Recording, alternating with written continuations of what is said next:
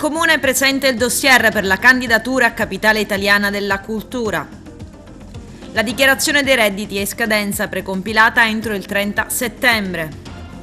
Stefania Craxi nella Città dei Templi è candidata nelle fila di Forza Italia per il Senato, proprio al Collegio 3 Agrigento Caltanissetta Gela. Pendolino alle regionali a sostegno di Armao Presidente. Acamante e figli del 4 ottobre ad Agrigento, la terza edizione, verranno premiate personalità della cultura, dell'arte e dell'ingegno umano, organizza Alfredo Prado.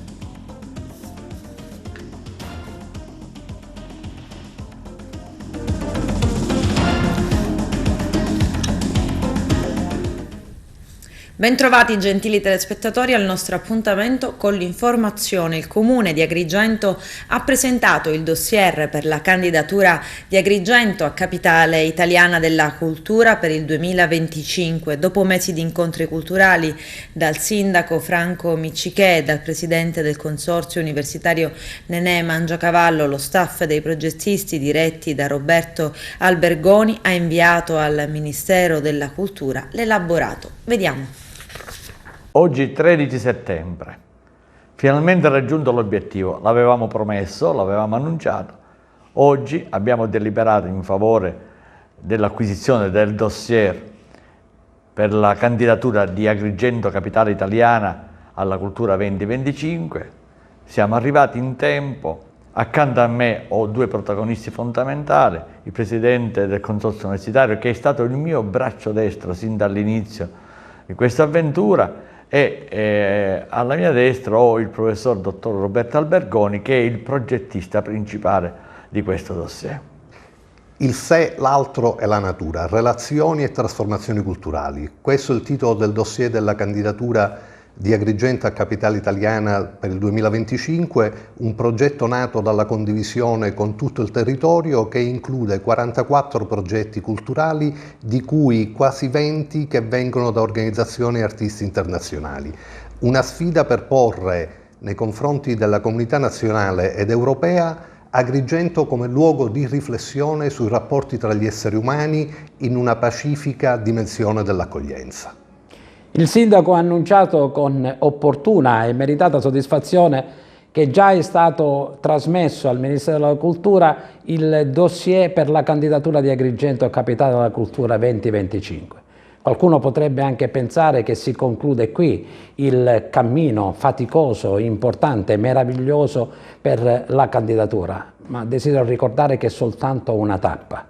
Il cammino continua, con fatica, con impegno, con dedizione, con il dovere morale che ognuno di noi deve avvertire unitamente a tutte le istituzioni pubbliche e private dell'intera provincia per meritarci questo riconoscimento che porrà ancora una volta Agrigento, dopo 2600 anni di storia meravigliosa, come protagonista non solo italiana, ma in Europa, per le bellezze, per le peculiarità, per la forza della cultura che ha espresso nel corso degli anni e nel corso dei secoli, e speriamo che così come si è avverato il sogno della presentazione del progetto, si possa avverare nel mese di gennaio questo grande, meraviglioso sogno di ottenere il risultato di Capitale Italiana della Cultura. Viva Agrigento, Capitale Italiana della Cultura. A Palermo, all'ospedale civico, dopo poco più di un mese di agonia, è morto Eugenio Catania, 64 anni, macellaio di Porto Empedocle, coinvolto in un incidente stradale avvenuto lo scorso 6 agosto lungo la strada statale 640 Agrigento Caltanissetta, nei pressi del bivio verso il centro commerciale Le Vigne, tra i territori di Canicattì e Castrofilippo. Catania, alla guida di un furgone, si è schiantato contro il guardrail subendo gravi traumi. La dichiarazione dei redditi di lavoratori e pensionati, il 730 precompilato, è in scadenza entro il 30 settembre. Il nostro direttore Arturo Cantella. Rush finale per il 730 precompilato, ci sarà tempo fino al prossimo 30 settembre e fare tutto online. Quindi meno di 3 settimane per consultare la denuncia dei redditi predisposta dal fisco, modificarla o accettarla così com'è. e premere il tasto invio. Coloro che nei mesi scorsi hanno già visualizzato ed eventualmente integrato il modello lo troveranno salvato e pronto per il click nella propria area riservata. Quest'anno è ancora molto più semplice inviare la precompilata online in autonomia, con 1,2 miliardi di dati già caricati dal fisco. I modelli sono ancora più completi. I cittadini che utilizzano la precompilata trovano già inseriti per esempio i dati delle certificazioni uniche, le spese sanitarie per la casa, gli interessi passivi dei mutui, ristrutturazione e acquisto di mobili vari, quelle sostenute per la scuola e l'università dei figli e molte altre spese. Da quest'anno inoltre chi avrà difficoltà ad accedere in prima persona al servizio online può autorizzare anche un familiare o un'altra persona di fiducia a operare per proprio conto nell'area riservata del sito dell'Agenzia delle Entrate e non perdere così i vantaggi della dichiarazione dei redditi già compilata. La dichiarazione accettata senza modifiche esclude i controlli sulle spese che danno diritto a vari bonus fiscali, ma anche in caso di modifica basterà conservare solo i documenti relativi alla parte variata. Per accedere alla dichiarazione precompilata occorrerà quindi entrare nella propria area riservata sul sito www.agenziaentrate.gov.it con le credenziali, quindi con lo SPID, Sistema Pubblico di Identità Digitale, con la CIE, la Carta d'Identità Elettronica, o con la CNS, Carta Nazionale dei Servizi. Quindi, riepilogando, per inviare il 730 ci sarà tempo fino a venerdì 30 settembre, mentre per il modello Redditi Web la scadenza è fissata per il 30 novembre 2022. A San Giovanni Gemini, in via Onorevole Bonfiglio, un operatore socio-sanitario di 31 anni è stato aggredito e picchiato selvaggiamente. È stato soccorso dai sanitari del 118 e trasportato all'ospedale di Mussomeli, dove i medici, dopo le cure del caso, hanno diagnosticato contusioni e traumi guaribili con una prognosi di circa 30 giorni. I carabinieri della compagnia di Cammarata hanno informato la Procura della Repubblica di Agrigento e hanno avviato le indagini anche con l'ausilio di eventuali telecamere di videosorveglianza nella zona. Adesso la politica. Stefania Craxi, candidata nelle fila di Forza Italia al Senato nel collegio uninominale 3 Agrigento Caltanissetta Gela, ha fatto tappa nella Città dei Templi. Arturo Cantella.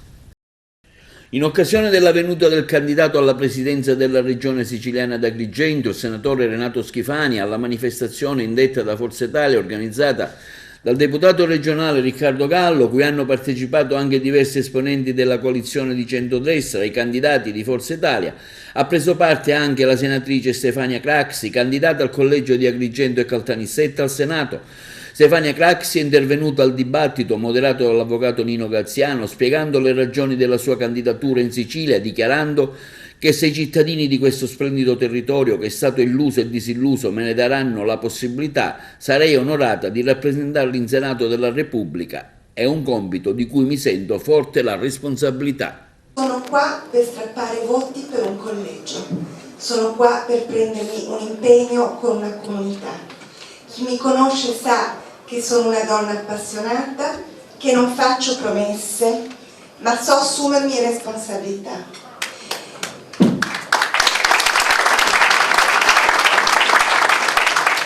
E a proposito di responsabilità, c'è chi vi chiede il voto contro, vi chiede contro l'avversario politico, che poi saremmo noi, chi vi chiede un voto scommettendo sull'instabilità. Noi di Forza Italia, insieme a tutta la coalizione centrodestra, vi chiediamo un voto per la governabilità, per la responsabilità, per la stabilità, che sono i primi fattori di crescita di un paese. Ci assumiamo la responsabilità di governare la Sicilia e l'Italia in un momento difficilissimo per il paese, un momento difficile nella storia dell'umanità, gravido di pericoli enormi. Ma noi questa responsabilità ce l'assumiamo. Noi di Forza Italia, che è un partito che ha chiamato a sé molte persone che vengono da esperienze diverse, è uno spazio di libertà che ci consentirà di batterci per l'interesse nazionale, che sarà il terreno con cui ci incontreremo con i nostri alleati per il governo del Paese. La Sicilia oggi si presenta come una medaglia a due facce. Da un lato una Sicilia con un'impresa innovativa, importante, un terziario al servizio di quell'impresa, un'agricoltura di eccellenza, penso ad esempio al settore vitivinicolo, dall'altra un'altra faccia che è quella di una cultura atavica, portata all'assistenzialismo. Bene, bisogna riunire quelle due facce di una stessa medaglia sul lato positivo.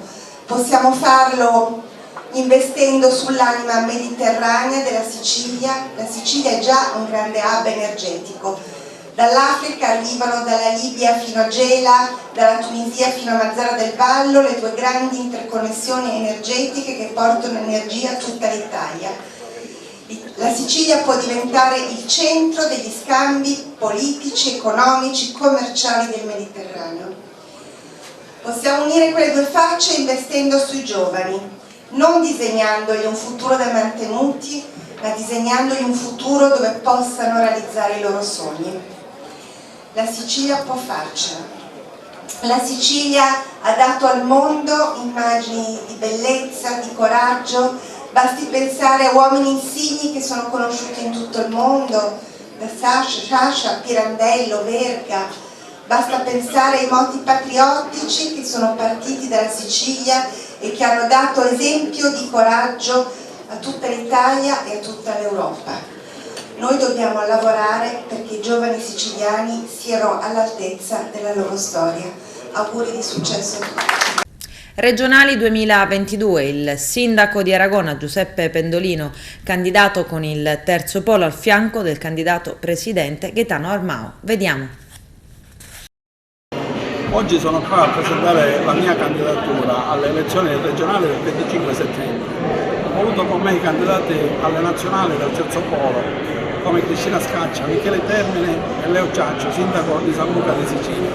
Siamo qua per proporre idee nuove. Noi siamo un polo riformista ma moderato, un polo che vuole realmente il bene della Sicilia e dei siciliani e anche dell'Italia, un polo che vuole fare, come dice Armao e come dice Calenda, una Sicilia e un'Italia sul serio. Vogliamo fare le cose per bene, vogliamo fare le cose per cambiare l'Italia. E voglio precisare che Calenda è stato l'unico leader che ha detto a tutti gli altri leader: fermiamoci un giorno per parlare del caro energia, perché è inutile che il PD fa gli slogan che dice se fermiamo eletti noi a fine anno avrete uno stipendio in più. In questo momento gli italiani hanno uno stipendio in meno perché il caro energia è diventato insostenibile. Oppure il signor Berlusconi che dice che pianterà 1 milione di alberi, deve pensare a quella che è la coltivazione dei boschi oggi per farli diventare fruttiferi e anche, voglio dire, fruibili. Invece che aspettiamo che prima i boschi bruciano e poi andiamo al riparo, ma il danno ambientale è stato stretto. Noi abbiamo bisogno della viabilità, abbiamo bisogno della viabilità interna, le strade provinciali si stanno diventando trazzere, le strade interfederali sono già che non si possono più raggiungere le aziende. L'altro giorno, andando a trovare un collega mio agricoltore, mi ha detto: quando arrivi aspettami che ti venga a prendere col trattore, e questo è veramente vergognoso. Quindi noi vogliamo cambiare la Sicilia, vogliamo fare piccole cose ma che fanno diventare grande questo territorio, vogliamo essere vicini alle aziende agricole, vogliamo essere vicini ai dipendenti, vogliamo essere vicini a chi ha realmente bisogno di qualsiasi cosa e di qualsiasi genere, per una Sicilia che cambia, per una Sicilia che abbia dignità. I nostri candidati sono tutti del territorio, non sono candidati che vengono dal nord.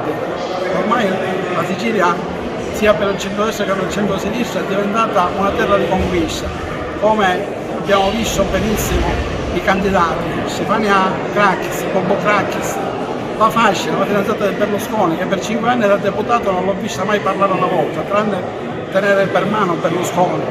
Oppure la Furlani, perché è segretario generale della CISL, ma vive in Liguria. Che cosa ne sanno questi dei bisogni del nostro territorio, che cosa ne sanno questi dei bisogni della nostra gente? Quindi votate Calenda, alla regione votate Pendolino, perché veramente vogliamo bene al territorio, siamo vicini ai nostri concittadini e sappiamo i bisogni della gente e del territorio.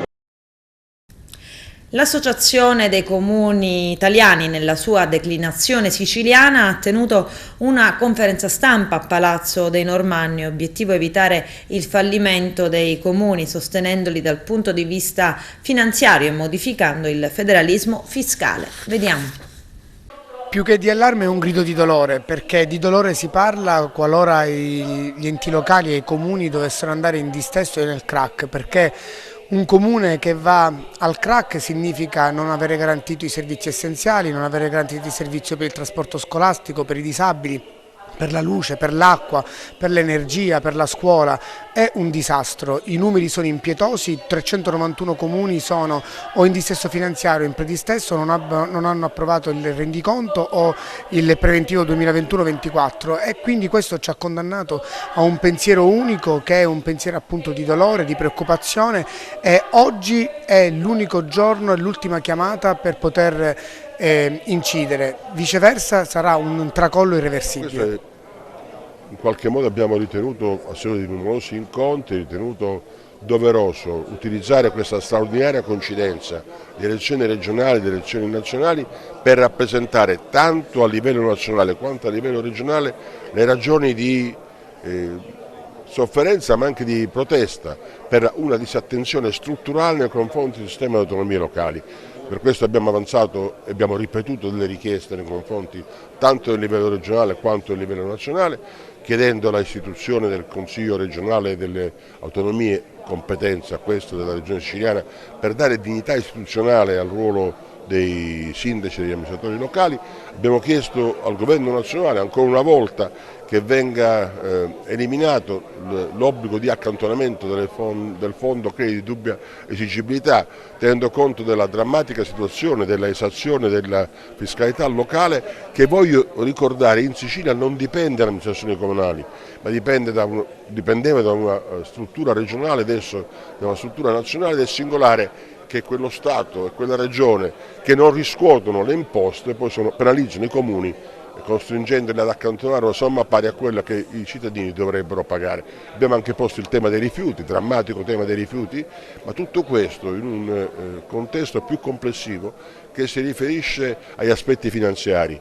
Non è possibile che in questo momento manchi l'impiantistica in Sicilia, ma contemporaneamente si provvede ad consentire l'aumento del costo di conferimento dei rifiuti, tutto a scapito ovviamente dei bilanci comunali che non riescono a rendere i servizi che dovrebbero rendere, con una conseguenza che viene ulteriormente aggravata da questa crisi energetica. Si parla molto delle famiglie, giustamente, si parla molto delle imprese, giustamente, bisogna forse anche parlare dei comuni che in molti casi sono i maggiori consumatori di energia per l'illuminazione pubblica, per il riscaldamento, per il sollevamento delle acque, per la gestione del sistema idrico. Ecco, io credo che ci siano tutti gli elementi perché questo argomento possa essere al centro della campagna elettorale, che al di là dei partiti di riferimento credo che sia un dovere dei sindaci, anche durante gli incontri che da ora al 25 settembre ci saranno, porre il tema dell'attenzione per i comuni, tanto ai candidati a livello nazionale quanto per i candidati a livello regionale. L'aeroporto dello Stretto in Calabria può rappresentare un volano di sviluppo e turismo non solo per Reggio ma anche per la provincia di Messina. C'è il servizio. L'incontro a cui ha partecipato il sindaco Basile non è casuale, ma fa parte praticamente di una linea programmatica che lui ha inserito nel programma elettorale e che è condivisa. Ritengo che bisognerebbe guardare con altri occhi quello che sono le risorse di un territorio che si sviluppano intorno a un aeroporto. Sappiamo che la prima cosa che fa un turista è quello di guardare qual è l'aeroporto più vicino e allora se continuiamo a puntare la nostra attenzione sui benefici che può dare un aeroporto soltanto ai residenti è chiaro che è fallimentare. Ritengo invece che un aeroporto come quello di Pantelleria, ma come quelli dei piccoli aeroporti del turismo che si trovano in tutto il mondo, debba avere praticamente un'attenzione particolare per attrarre dei turisti anche a livello stagionale. Non è detto che l'aeroporto debba avere compagnie che volano tutto l'anno. Io personalmente sono stato ad Atene e il volo Catania-Atene vola soltanto dal periodo da maggio fino ad ottobre. Per cui concentrare l'attenzione disposizione, ecco, su compagnie low cost che chiaramente abbatterebbero i costi, su un aeroporto che potrebbe poi alla fine poter fornire, insomma, una serie di agevolazioni per poter raggiungere tutte le località della città metropolitana, e mi riferisco proprio al suo ruolo, posizione baricentrica con le isole Eolie e con Taormina, ma tutti gli altri comuni della nostra area, nonché anche quelli dell'area della città metropolitana di Reggio Calabria.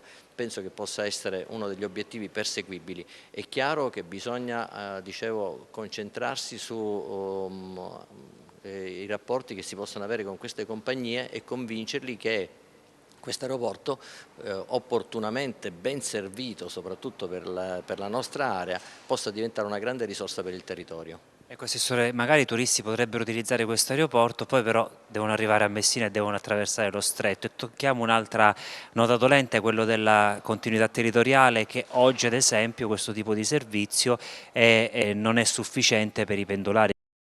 Io ritengo che è un ragionamento che deve essere fatto a largo spettro, nel senso che lavorare per il turismo significa mettere a sistema un territorio, e nel momento in cui si realizzano dei servizi che possono consentire uno sviluppo del genere, ne beneficeranno sicuramente i residenti.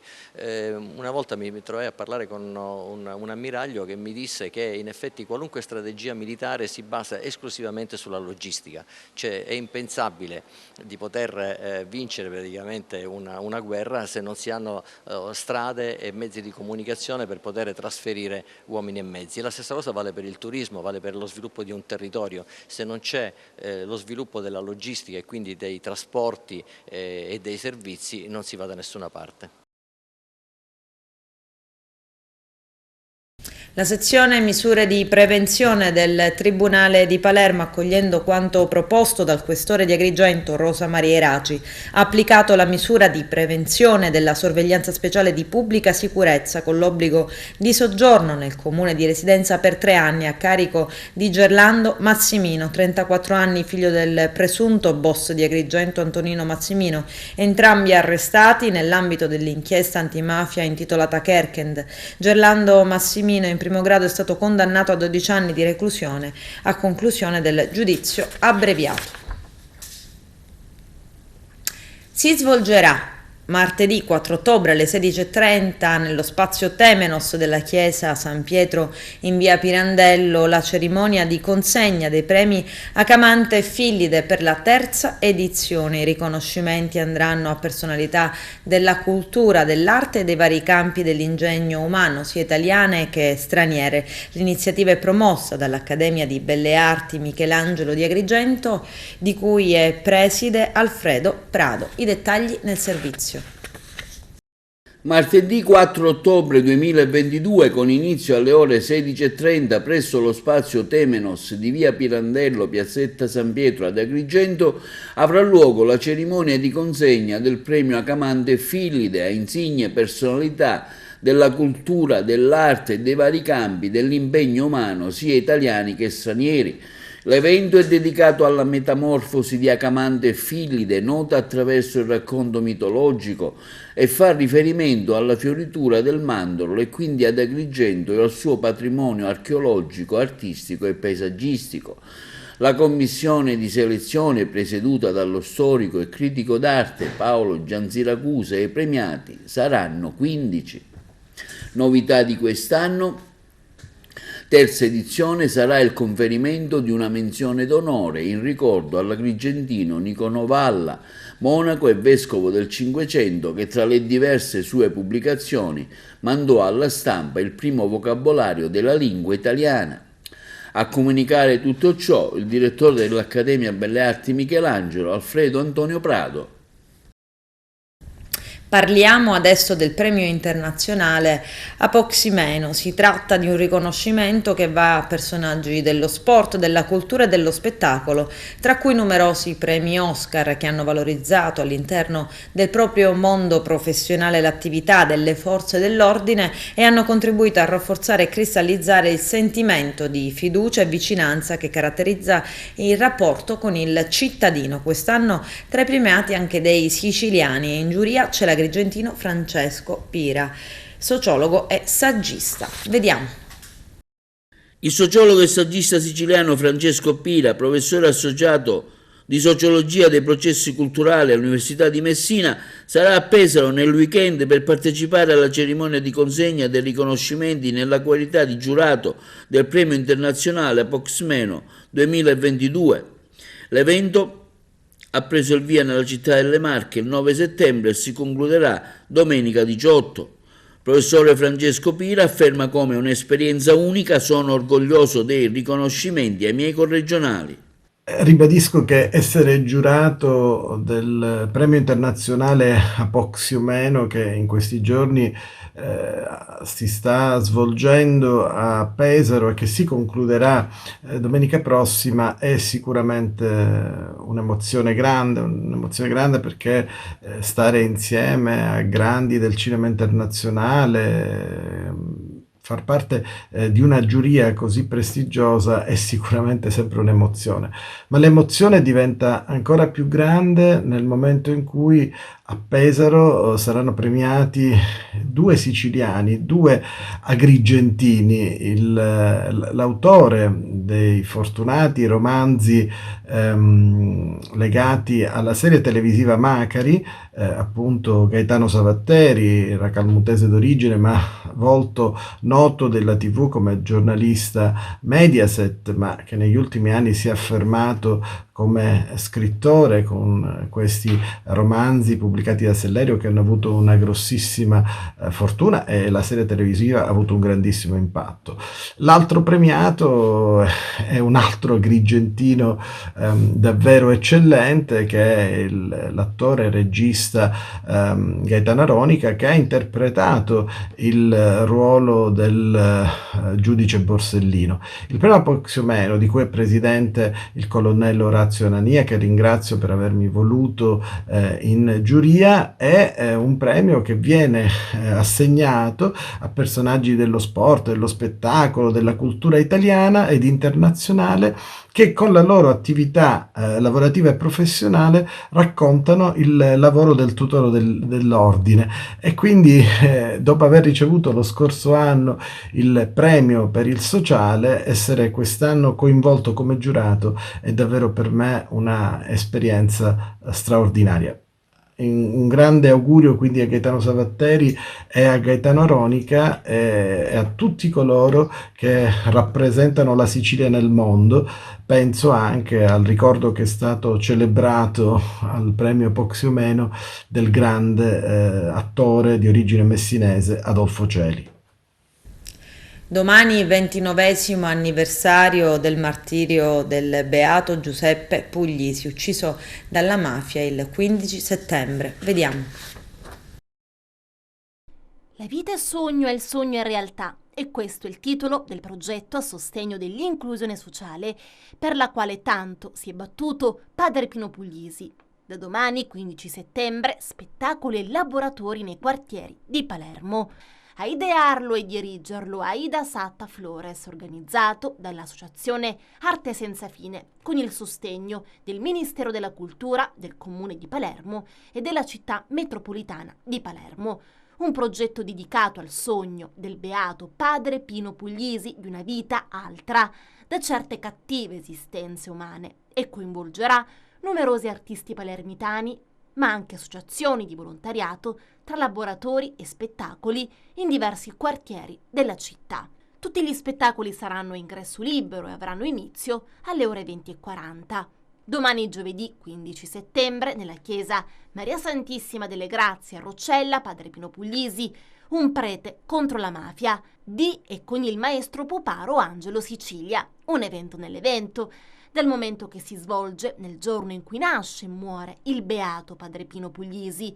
Domenica 25 settembre lo spettacolo corale conclusivo La vita è sogno e il sogno è realtà. Lo stesso si svolgerà nel centro polivalente dedicato proprio a Don Pino Puglisi, a Brancaccio. Il terzo appuntamento del progetto sarà lo spettacolo corale in occasione della Giornata Mondiale del Sogno, e si esibiranno tutti gli artisti che hanno condotto i laboratori insieme agli utenti delle associazioni di volontariato.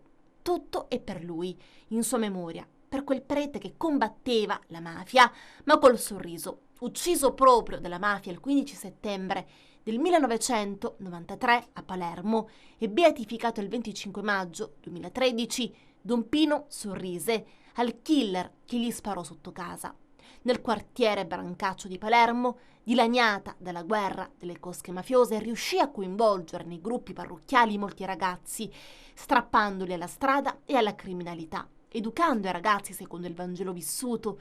Ha detto Papa Francesco, li sottraeva alla malavita e così questa ha cercato di sconfiggerlo, uccidendolo. In realtà però lui ha vinto con Cristo ed è stato beatificato sul prato del Foro Italico di Palermo davanti ad una folla di circa 100.000 fedeli. Padre Pino Puglisi, ha detto Papa Francesco, è stato un sacerdote esemplare dedito specialmente alla pastorale giovanile. Divenuto sacerdote della Chiesa palermitana, era ben conscio della pessima situazione della città, dilaniata dall'azione delle cosche mafiose, in cui è suddivisa oltre che dalla microcriminalità, e si diede subito a operare nel tessuto sociale, particolarmente in quelli più diseredati o in cui comunque la macchia della delinquenza è più radicata, portando ovunque buoni risultati. La sua fu una lotta aperta e dichiarata alla mafia che, sentendosi punta e minacciata da questo prete esemplare e della sua opera che si diffondeva rapidamente, commissionò il suo massacro. Don Giuseppe Puglisi nasce nella borgata palermitana di Brancaccio il 15 settembre 1937 e viene ucciso dalla mafia nella stessa borgata il 15 settembre 1993, giorno del suo 56° compleanno. Venne ucciso davanti al portone di casa in piazzale Anita Garibaldi, traversa di Viale De Picciotti, nella zona est di Palermo. Don Pino Puglisi era a bordo della sua Fiat Uno di colore bianco, è sceso dall'automobile, si era avvicinato al portone della sua abitazione. Qualcuno lo chiamò, lui si voltò, qualcun altro gli scivolò alle spalle e gli esplose uno o più colpi alla nuca. Una vera e propria esecuzione mafiosa. I funerali si svolsero il 17 settembre. Il 19 giugno 1997 venne arrestato a Palermo il latitante Salvatore Grigoli, accusato di diversi omicidi, tra cui quello di Don Pino Puglisi. Lui stesso raccontò le ultime parole di Don Pino prima di essere ucciso. Un sorriso e poi un criptico "me lo aspettavo". Mandanti dell'omicidio furono i capimafia Filippo e Giuseppe Graviano, arrestati il 26 gennaio del 1994.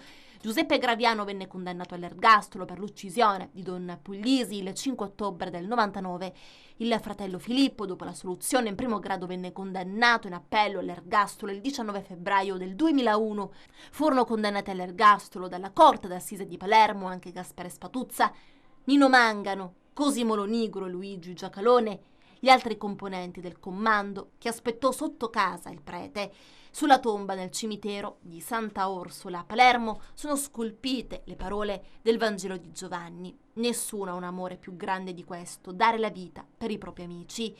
Il 15 settembre del 99 il cardinale Salvatore De Giorgi ha insediato il Tribunale Ecclesiastico diocesano per il riconoscimento del martirio, che ha iniziato ad ascoltare testimoni. Un archivio di scritti editi ed inediti, registrazioni, testimonianze, articoli si è costituito presso il Centro Ascolto Giovani Don Giuseppe Puglisi in via Matteo Bonello a Palermo. La sua vita e la sua morte sono state testimonianze della sua fedeltà all'unico Signore, che hanno disvelato la malvagità e l'assoluta incompatibilità della mafia con il messaggio evangelico.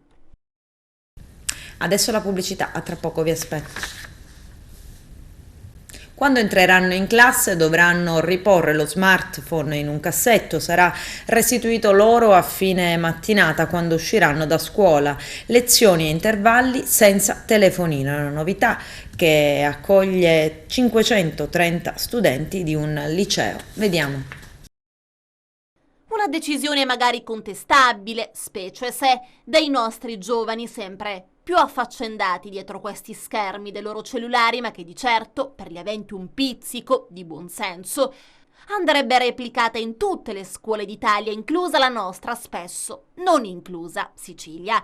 E sì, perché quando una causa è buona va sposata appieno, senza troppi tentennamenti né giri di parole. E qui la causa è l'integrazione, la socializzazione, il rapporto, quello vero, quello sano, quello puro, quello face to face. E così al liceo Malpighi di Bologna si punta sul concreto delle relazioni. Stop dunque ai cellulari in classe. Gli oggetti, tanto cari, saranno doverosamente ed accuratamente riposti in una cassettina lucchettata, così si direbbe, e riconsegnati solo a fine delle ore scolastiche, al rintocco dell'ultima campanella, insomma. I nostri studenti, spiega la rettrice della scuola Elena Ugolini, in questi anni di didattica a distanza hanno capito quanto sia importante la presenza, la relazione. Con questa proposta gli chiediamo di guardarsi in faccia, di stare concentrati su quel che fanno e di lavorare insieme. La decisione di bandire cellulari è stata approvata all'unanimità dal collegio dei docenti e inserita nel regolamento di istituto. Già erano presenti sanzioni nel caso di utilizzo improprio del telefono. Entra in classe sì, ma ciascun alunno al suono della campanella è tenuto a consegnarlo al professore, il quale lo ripone in un armadietto che rimane inaccessibile, chiuso a chiave per tutta la mattinata. Ogni ragazzo torna poi in possesso del proprio smartphone, sempre per tramite del docente, al termine delle 6 ore, quando deve far rientro in casa. E gli insegnanti non fanno eccezione, il cellulare deve rimanere nel cassetto.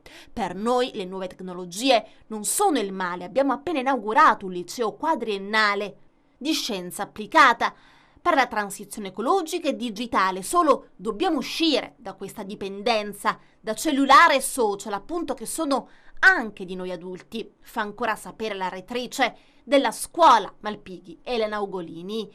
Ora abbiamo ricominciato l'anno scolastico, guardandoci in faccia senza più mascherine, a cui siamo stati costretti a causa del Covid, continua ancora la referente. Un inizio all'insegna della presenza, dell'ascolto, della relazione e concentrazione per tutto il tempo delle lezioni. Senza cellulare i ragazzi non sono continuamente distratti, sono invece più concentrati e in relazione.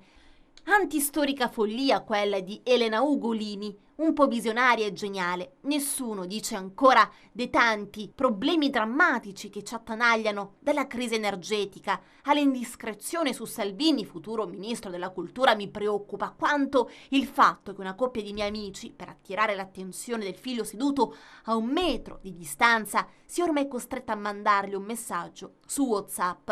Chissà se l'assoluta novità non venga presto replicata anche nella nostra isola, un'isola che pullula di scuole e di ragazzi, tutti incastrati, ahimè, in quella medesima rete, la grande rete, la rete delle catene dei messaggi, la rete dei social network, dai quali ognuno è protagonista ma anche spettatore, tutti accerchiati da un mondo impalpabile, eppure così vivido da sentirselo sempre addosso, anzi sotto le dita. Che dire, il Malpighi magari fungerà da irrimediabile apripista e noi, qualora accadesse, ne saremo ben lieti. Gli stessi operatori hanno chiesto di valutare l'ipotesi di poter essere collocati in un'altra area. Abbiamo verificato con gli uffici la possibilità di collocarli nel controviale salendo sul lato, diciamo, sinistro, ma tenendo presenti che ci sono delle particolarità che non possono essere trascurate, la prima della quale è che c'è la farmacia al primo incrocio e quindi la prima sezione tra il viale Regina Elena e la farmacia va assolutamente tenuta indenne da qualsiasi collocazione di banchi, perché è un presidio sanitario e deve essere facilmente raggiungibile da chiunque in qualsiasi momento del giorno, quindi si tratterebbe di collocarli a partire da quell'incrocio in su fino al viale Aranci, ma la strada ha una larghezza tale per la quale stiamo verificando quanti operatori riescono a essere collocati, dopodiché si procederà eventualmente, se questa soluzione è percorribile, con il parere degli uffici che sono stati chiamati a esprimersi, anche la viabilità e la Polizia Municipale, procederemo poi eventualmente alle assegnazioni dei posteggi.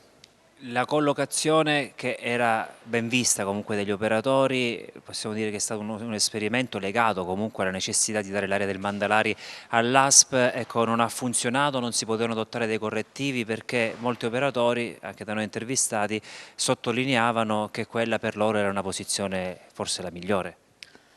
La ringrazio per questa domanda perché mi consente di chiarire una serie di cose. La prima è che lo spostamento del mercato sull'area centrale del Viale Giostra è stato motivato appunto dalla richiesta da parte dell'ASPA di avere l'area ex Mandalari e quindi dalla necessità di sgombrare quanto prima possibile quell'area perché si devono eseguire i tamponi alla cittadinanza ed era necessario un'area grande come quella.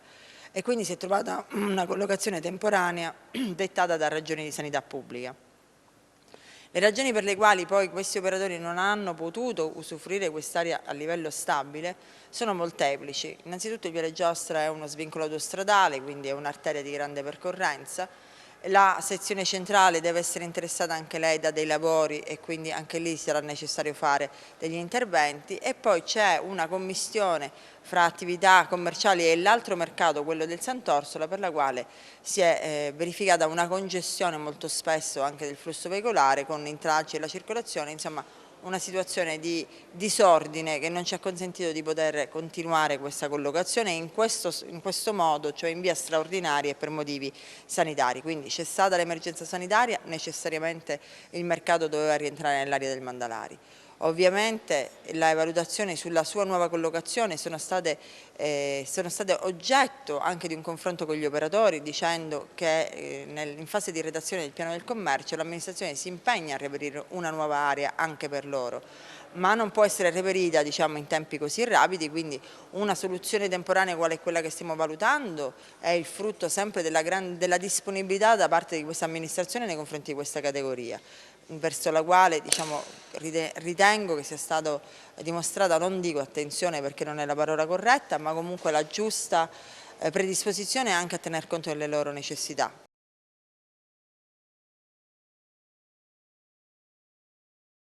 Quella appena conclusa si conferma come una stagione riproduttiva di particolare successo per la tartaruga marina sull'isola di Lampedusa, dove ha deposto 6 nidi di cui sono nati 499 piccoli. I nidi sono stati monitorati giorno e notte dal personale della riserva naturale Isola di Lampedusa. Arturo Cantella.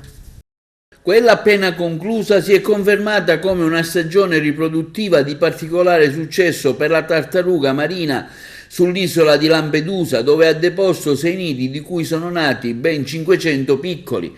I nidi sono stati monitorati giorno e notte dal personale della riserva naturale Isola di Lampedusa, gestita da Legambiente Sicilia nell'ambito del progetto triennale 2021-2023 di monitoraggio e tutela delle nidificazioni di caretta caretta approvato dal Ministero della Transizione Ecologica e dall'ISPRA. Inoltre sono stati rilevati i previsti parametri biometrici e tutti i neonati sono stati controllati dal personale della riserva naturale fino al loro arrivo in mare e molti turisti hanno avuto l'occasione di assistere con le dovute cautele a questo straordinario evento della natura.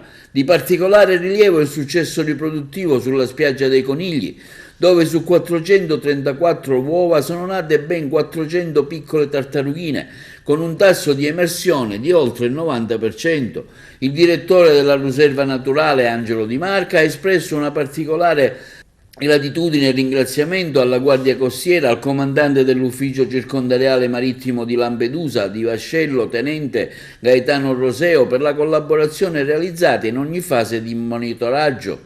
Queste attività di protezione delle spiagge e controllo e sensibilizzazione dei turisti sono possibili grazie anche al coinvolgimento dei giovani volontari che partecipano a Lampedusa al campo organizzato da Legambiente, che ogni anno realizza in tutta Italia il programma di volontariato Tarta Watchers, finalizzato proprio a identificare i nidi e proteggerli fino al momento della schiusa.